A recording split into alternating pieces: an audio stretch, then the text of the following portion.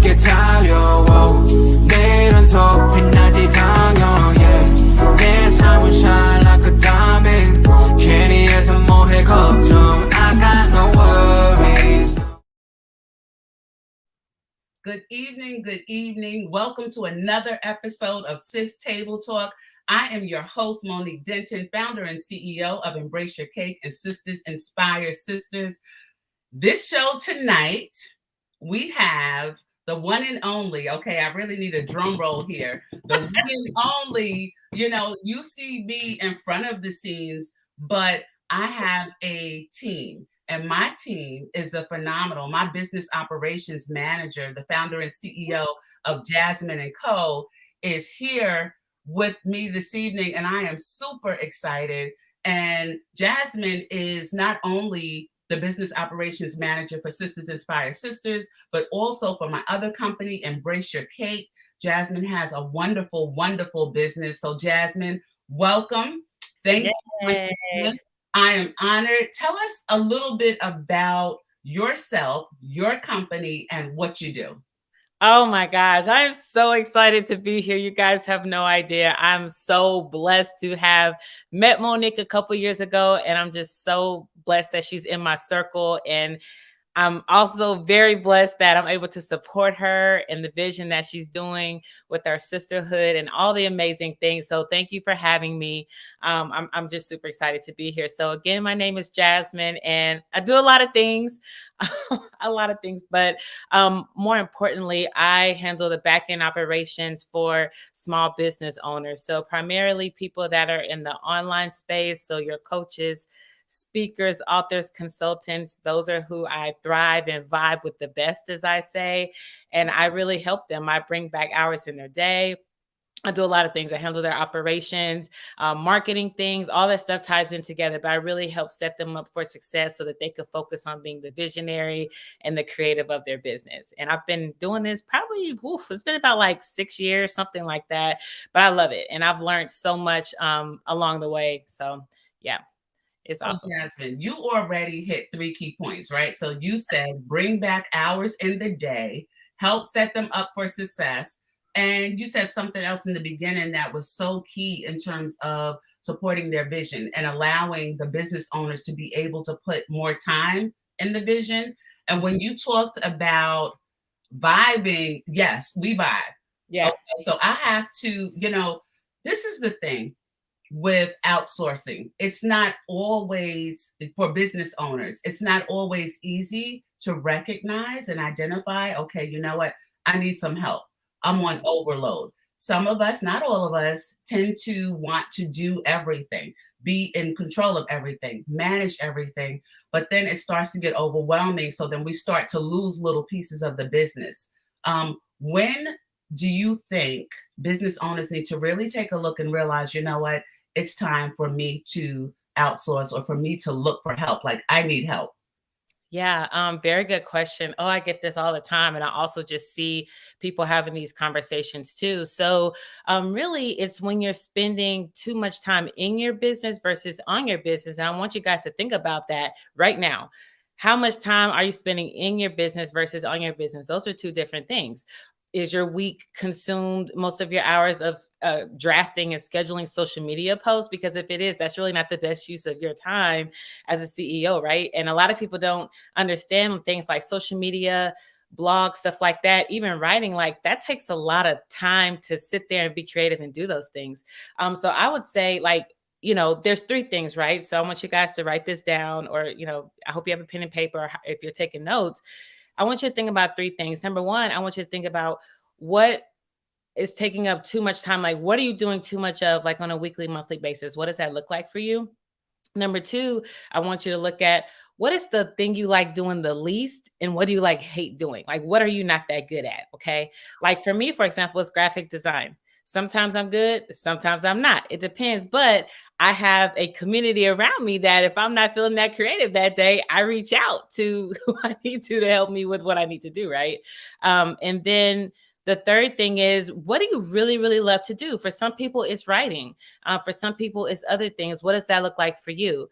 And I want you to really think about that because that's going to determine kind of who you need to hire, when you need to hire, and all of that. And I really want you to think about how much time you're spending on things, because if you're spending your time doing social posts and blogs and email management, like if you have a support email and it's very, very, very busy, that's really depending, that's probably not the best use of your time. You can bring in somebody to help you filter those emails, right? So you can focus on building partnerships and relationships and creating content and doing all the, and going to speak and writing books and doing all those amazing things like that. So I like the fact that you said, and I just want to welcome our viewers. Thank you so much for joining another episode of Sis Table Talk. Please like and share. I hope you have your pen and your papers out, because Jasmine is already dropping gems. Now, you said, what do you like to spend the least amount of time on? And that's so interesting, because I know with our work and relationship, the things that I like to spend the least amount of time on are the things that you have picked up and the things that you manage in the business and manage them very well. And also the things that take up a lot of my time. You talked about spending time on your business instead of so much in your business all the time, doing all of these different tasks. So that's key. My question is, so wanting to outsource and knowing that you need the help and identifying there's some areas that, one, I could use improvement in, two, I can have someone else do so I can free up my time.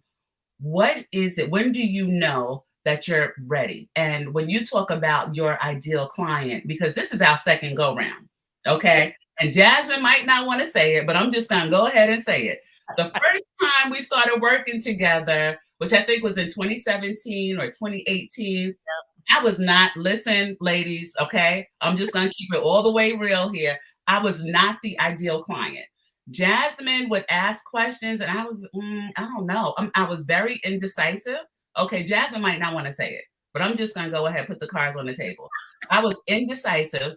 I did not have clarity. And I really wasn't sure which direction that I wanted to go into. And I know that that made it difficult. So when someone decides, you know what, I need to start outsourcing, what are the things they need to already have in place to make this a meaningful and mutually rewarding and productive relationship? oh man, oh, that's so golden, because this is the step that a lot of people miss or don't understand or don't even know. They just don't know. And I can't fault you for that. But if you knowingly know and you don't do it right, that's, a different conversation, right? So I would say knowing when else, like when you have goals, and you said a key word, clarity. When you're very clear on what needs to happen in your business and where you're trying to go, and you realize, and you're like backed up for days on things, trying to respond to emails here, get an email out to your list over here. Oops, I didn't post on social media today. When you're trying to manage all those pieces and you find yourself like, I just can't do it all. Like you can't grow. Like that's not sustainable long term. You're constantly dropping balls, right? And you can't get everything out to who it needs to go to, where it needs to go, and all of that. You can't even focus on growing. That is when you need to be like, okay, let me sit down and look at what actually needs to be done, and let me make a list. Let me prioritize that list. What are the 5 things I have right now, and listen from top to bottom. Okay. And then once you do that, I want you to think about what it requires. What systems do you have in place right now that you're doing for those items? And when you do bring someone on, you want to make sure that you set them up for success, because sometimes, and I've seen this, like I've seen it way too much. People will outsource and like, well, oh, they weren't the right fit. And I'm like, well, were they not the right fit, or did you not set them up for success? Because those are two different things. What if they were the right fit, but when they came in, you didn't have things in order? You didn't have your house in order, which brings me to another point. So if you have clarity, you know where you're headed, there are still some pieces to the puzzle in between that you need to make sure that you're good on, right? You make sure your systems are in place. You make sure you just have just standard things, in place when that person comes in, some rules and regulations like, hey, this is how I do it here. This is how I would like it done. and they kind of fall into place like, okay, right? So there are just some certain things you have to have. And it really depends on what the tasks and projects are that this person may be helping you with. So a lot of people get that like misconstrued, sometimes. Right. And I like what you said about having the clarity, because we are, as business owners, sometimes with all of the things we have to do, it's easy to say, oh, this didn't happen because so-and-so dropped the ball or because they didn't do this. But in order for it to be a mutually rewarding relationship as a business owner, you have to have clarity. You need to already have systems in place or an idea of what systems that you want to get in place. And I know we work well together because one of the things that you do that I love is you're oftentimes one step ahead of me. So I could be thinking it, and before I send the email or before I say, hey, Jasmine, you have a few minutes so we can meet, I was thinking about this. I look on social media or I'll look at the email and it's already done and included. So that is the growth from the first time when we worked together, and the second time. And the other thing with entrepreneurs is having that self-awareness, right? Of knowing, one, you need help, and knowing that you're ready for help. Now, when you talk about some of the systems being put together in the business and some of the services that you provide, specifically, tell us a little bit about the services that you provide for small businesses. Yeah. Where do I start? Now, I'll start with what I really love to do is, so I have a lot of discovery calls over the years where people are like, I need marketing. I want clients, money, money, money, which is wonderful. Mm-hmm. And then I come in and I'm like, okay, well, what do you have in place for this? What do you have in place for that? More specifically, do you have a CRM, customer relationship management system? If we build your email list, for example, you want to send out emails. Do we have somewhere to put those people? Are you paying for a system? If you want to send out emails, like, is all that together? You want to post on social media. Okay, you're on 3 or 4 different platforms. Do you have a social media scheduler that I can use, right? Do you have a Canva account, like with your branding or something like that? Or can you send me that? And I have a pro Canva account so that I can create your graphics and post those to the social media scheduler. And those are just like some, like there's a ton. For the coaches out there, Kajabi, Kartra, systems like that. Do you have somewhere where, Thinkific, do you have somewhere where the course is? Like, what is your process? What do your processes look like for your customers? And customers are different. So when I say systems, that's kind of what I mean. So I help businesses. Like, I'll come in. The first thing I do, just because I'm a tech goddess, that's what I call myself. I'm a systems integrator. And I call myself a tech goddess because I love systems, but I understand them very well. I help businesses consolidate their systems, streamline their processes, create processes. And then I help like implement and push things out. So if you have an email list, I'll help you with your email marketing. I'll help you with your social media.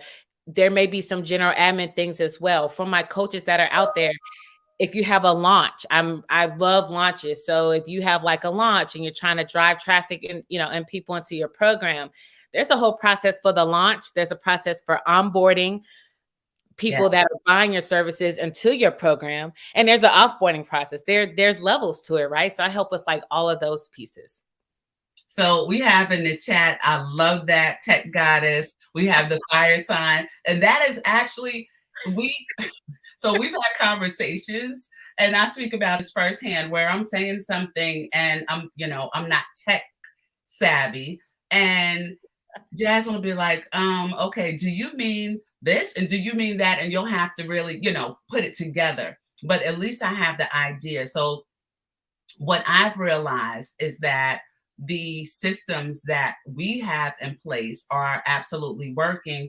And I think what's also important for our viewers to understand is that once you outsource and you have these systems and processes in place, and you're able to put more time on the business instead of in the business and all of this back end work, that it also creates opportunities for growth revenue. Okay. It also, when these systems and processes are in place, it's like we can, I don't want to say hit and quit it, but rinse and repeat, right? Absolutely. So we already have the framework done to do that. You mentioned having those different accounts, which also help with automation and systems. So for the entrepreneur that's on that might not have any idea of some of those things that you mentioned, Sure. do you assist with that also? Yeah, I do. I'll help if you don't have any in place, I will help you create them. So, we'll have a conversation about what your goals are, where you're headed, what you're trying to do, and we'll, kind of create a plan based on that, and we'll build that, and it'll always change, but at least the foundation will be there of what it needs to look like. And The other automation is key. It is 2022, guys. If your business is not 90% automated, something's wrong. And if it doesn't happen right away, that's okay. It takes time. But once you get there, that brings a lot of time back in your day too, instead of manually doing everything, because it's 2022. Like, we don't want to do that. hashtag is 2022, okay? And Jasmine, for those of us that might not have been that automated, Jasmine is trying to send us a message without hurting our feelings. Okay, automation is king. Okay, Yeah. so one of the other things that I know that your business does, which is extremely helpful for me, and if you can talk to us a little bit about that, is the analytics. A lot of times we'll talk about we'll either views or page visits or site visits, and those are things sometimes that the entrepreneur, the business owner, doesn't always look at. But you look at someone said, Jasmine got me ducking about that automation, right? It's like, oh no, okay. Um, so when you looking at just tell us about that and how important that is to look at those analytics and then compare, what's Yeah. working and what's not working. Yeah, it's very, very important. So, if you have like a landing page, like a funnel, or if you have, a website, or you're running social media, it's very important to go look at those so we can see what's working. We can see the content that is being produced and pushed out, how often we're posting it, what we're posting, what the graphic, the text, all of that's important, so we can see literally how we're doing. And so usually I like to assess it like on a monthly basis, just to give it some time. Like, don't give it a day, don't give it a week. That's not really enough time to see. And it usually takes between 6 and 8 times from someone to see something for them to actually act on it, right? And it could be joining your email list, buying something from you, whatever it is. They have to kind of see it a couple of times before they're like, okay, I've seen Monique across my feed a few times. What does she have going on? Let me go take a look.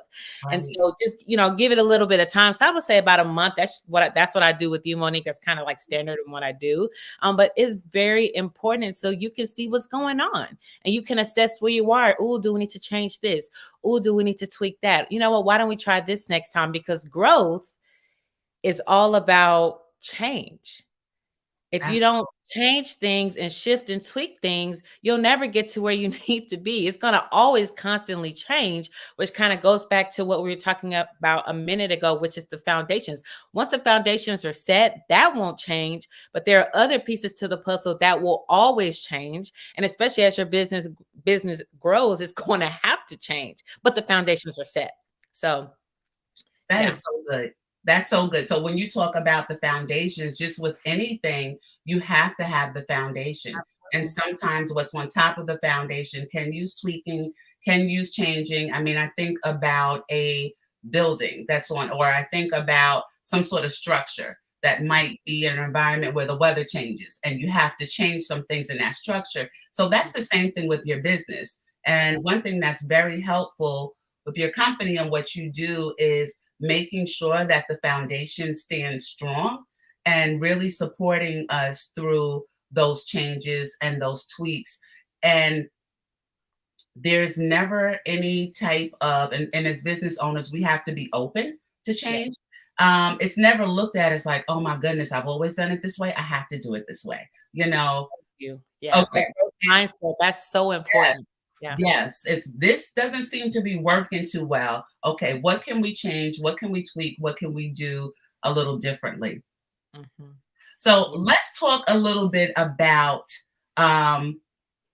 social media and the importance of consistency, which is one of the areas that I really struggled in. How important is that for businesses, especially in the coach, speaker, author space, small business owners?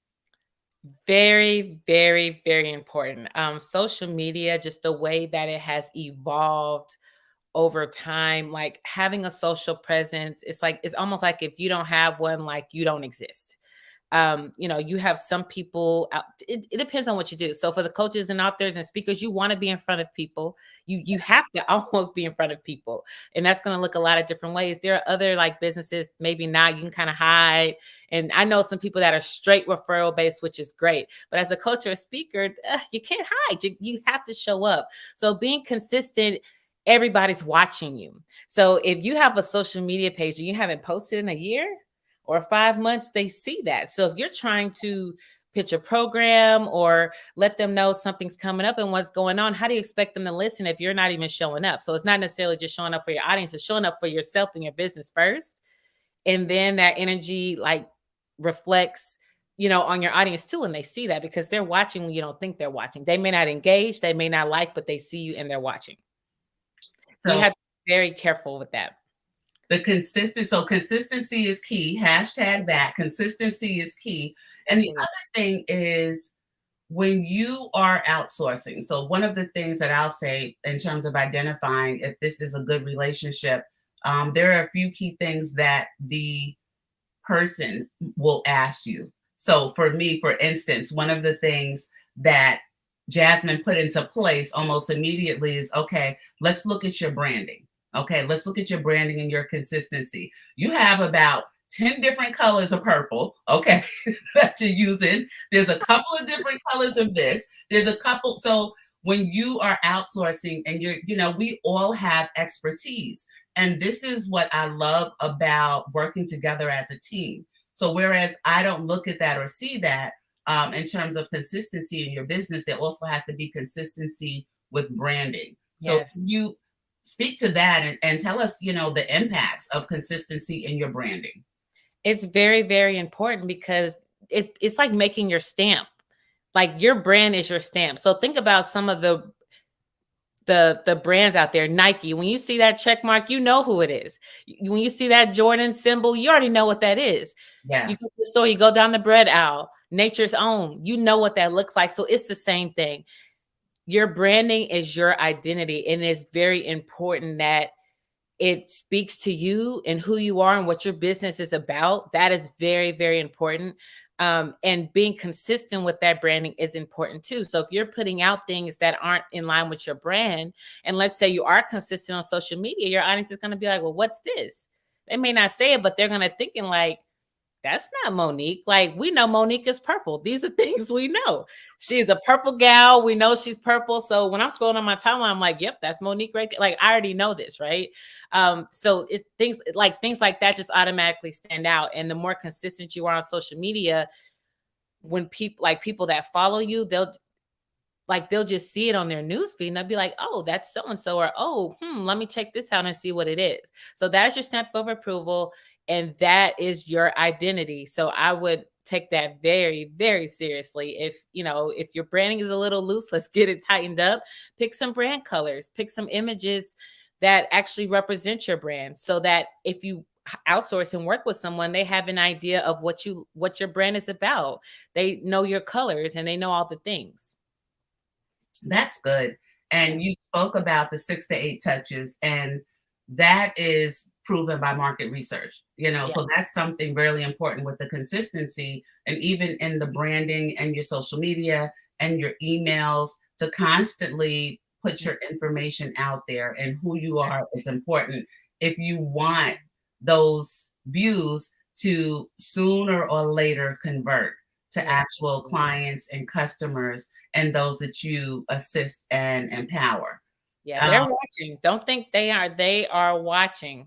I promise you, they're watching. When you think they aren't, they are. And just when you think, this isn't working and I'm not going to get that engagement, you will start to get the engagement. Yes. And like I said, I've seen the difference. I've seen the growth. One of the things that I think we work very well together, but I know with outsourcing and clients, we talked about the relationship building in the beginning of this Sis Table Talk, and I'm looking at the time because it's always happened. So we're down to like 5 minutes, but I want to get this in. how do you know it's the right match? So how do you know if you have the right client, and how does the client know if they are working with the right organization to outsource and take care of their needs? Very, very good question. So I'll kind of touch on this really quick. This could be like a whole training within itself. So when you're outsourcing, you're like, all right, I know what I'm outsourcing. I think I know who I need to hire. I would do an application process. I would do your due diligence. I would go the extra steps. If you don't know someone personally, or if it's not a referral and it's just somebody off the street, not literally, but you know what I mean, someone you don't know, someone that your network doesn't know, I would do an application. I would find out what their Kobe 8 score is. Get some assessment tests. Oh, wait, Jasmine. What score was that? The The Kobe. A, the strength finders. I would do an assessment. Have them do an assessment, and you get their scores, is what I'm saying. So you can see what type of person they are, to see, first of all, if it's a match just with you in general, but then if it's a match for the projects and tasks that you're going to be having them do. I would have them submit a video as part of that application process. So you can see them, see how they talk, you can get a feel just from that. And you want to do all those filters in the beginning before you even waste your time and get on a call with somebody, and save your last like 2 or 3 really amazing people to hop on the phone with, because your time is limited, right? You're already trying to outsource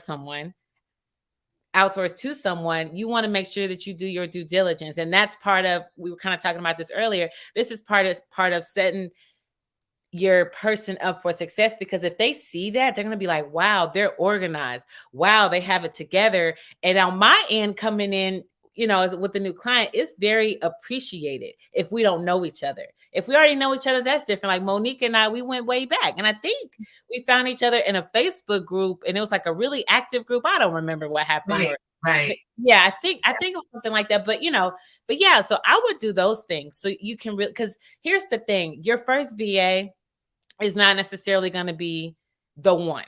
It may take you a few to really find that match, and it's not to scare you. It is the truth.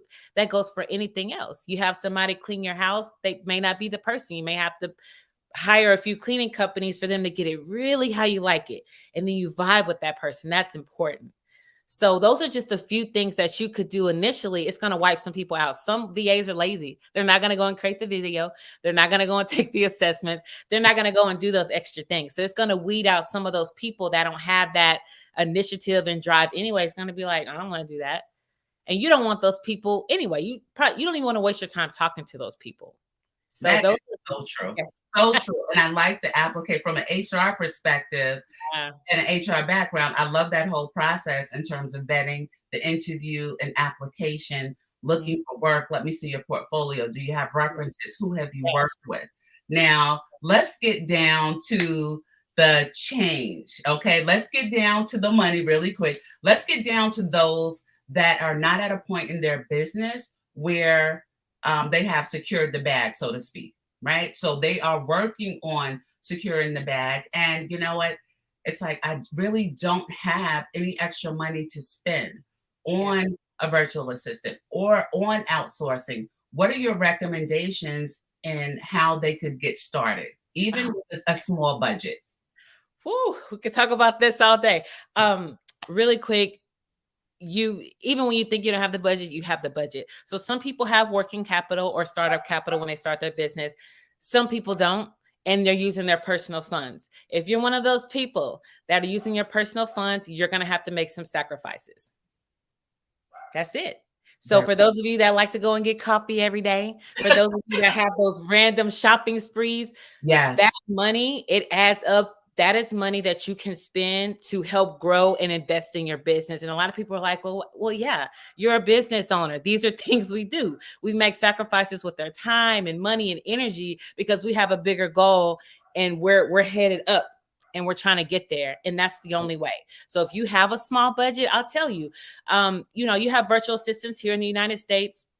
You have some that are overseas. So the ranges really vary. It depends on the types of tasks, the type of project, and the type of virtual assistant.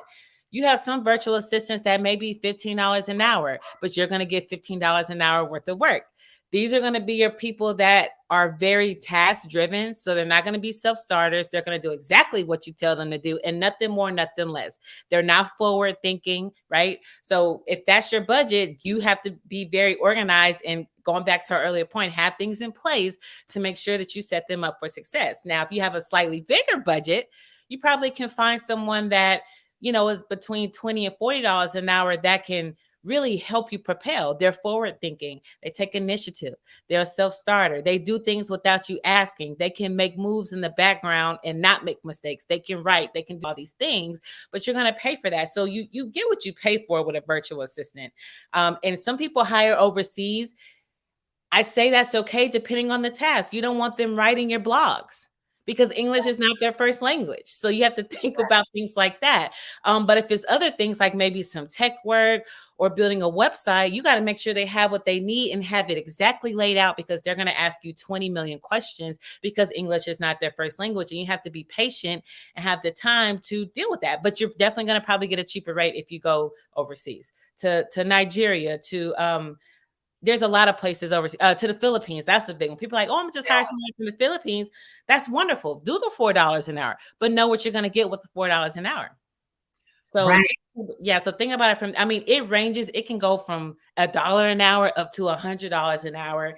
It really depends on what part of the country you're hiring in. It also depends on the tasks and the project that that person is doing.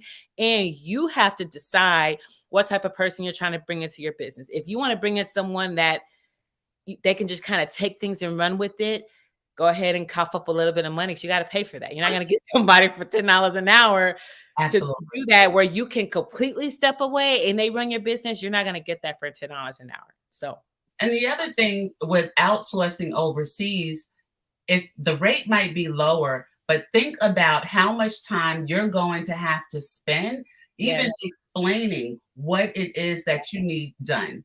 Mm-hmm. So we are, of course, at our time. We have some comments, 100, so true. Jasmine, this was really, really good. I would like to do it again and really talk about, the specific areas. Maybe we have a couple of shows focusing on outsourcing for your social media, or outsourcing, building your CRM, or even if you have a CRM, or maybe we just have one saying Jasmine is a tech goddess.